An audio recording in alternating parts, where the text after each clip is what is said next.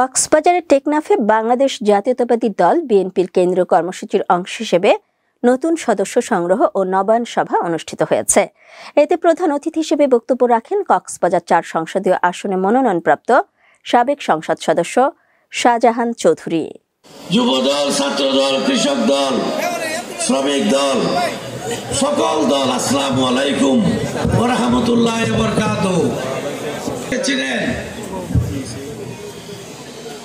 আমরা এই টেকনাফ উখিয়া কক্সবাজারে এই দল নিয়ে কাজ করে যাচ্ছি। শহীদ রাষ্ট্রপতি জিয়া ছিলেন। শহীদ রাষ্ট্রপতি জিয়াকে আপনারা চিনতেন তো নাকি না ছিলেন? এই দেশে এই দলটি প্রতিষ্ঠা করেছিলেন কেন?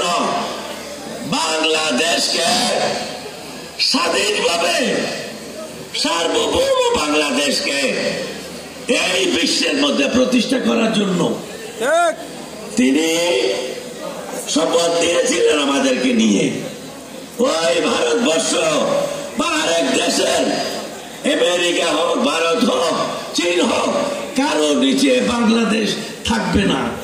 বাংলাদেশ থাকবে বাংলাদেশের মানুষের জন্য, বাংলাদেশ থাকবে বাংলাদেশের মা বোনদের জন্য।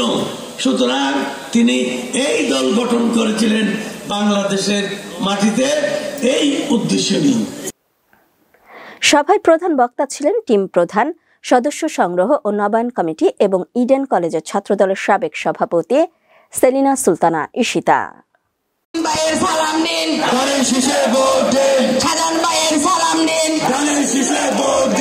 আজকে একটা প্রমিস করাবো, আমার সাথে ওয়াদা করবেন? করবেন? আপনারা ভোট দিবেন সবাই? 2 হাত তুলে দেখাতে হবে, সবাইকে দেখাতে হবে।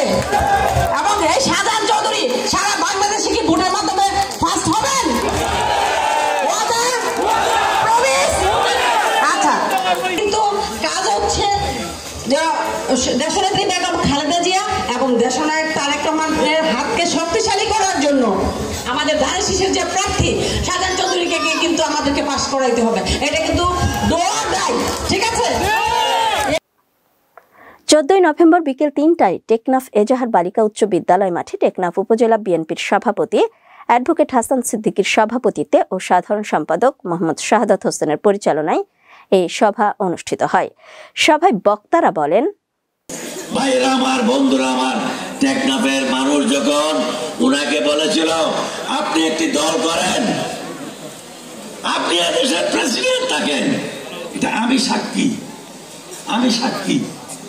টেকনাফে যখন তিনি এসেছিলেন মানুষ তাকে বলেছিল আপনি একটি দল করেন, আপনি দেশের প্রেসিডেন্ট হিসেবে থাকেন, আমরা আপনাকে চাই।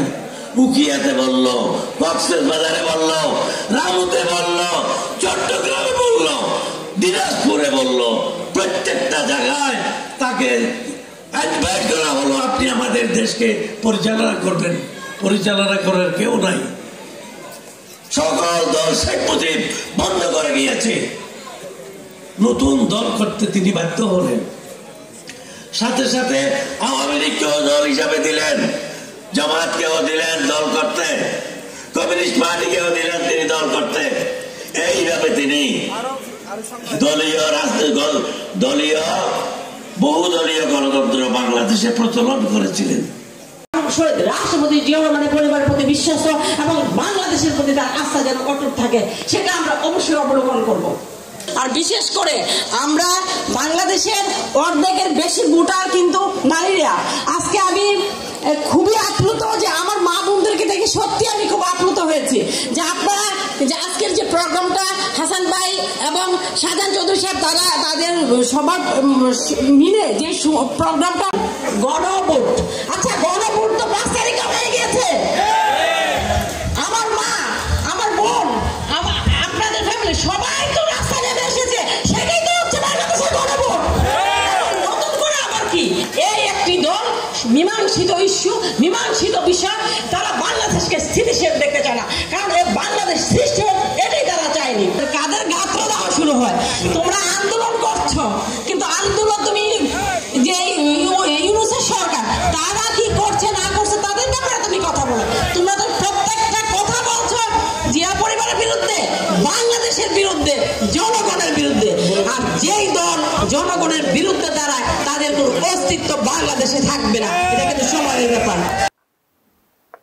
শহীদ জিয়া এদেশের জনগণের জন্য রাজনীতিতে এসেছিলেন। তিনি দেশকে বহুদলীয় গণতন্ত্র ফিরিয়ে দিয়ে সকল দলকে রাজনীতি করার সুযোগ করে দিয়েছিলেন। আগামী সংসদ নির্বাচনে ধানের শীষে ভোট চান নেতৃবৃন্দরা। সভায় বিভিন্ন সাংগঠনিক ইউনিট থেকে নেতাকর্মীরা দলে দলে যোগ দেন।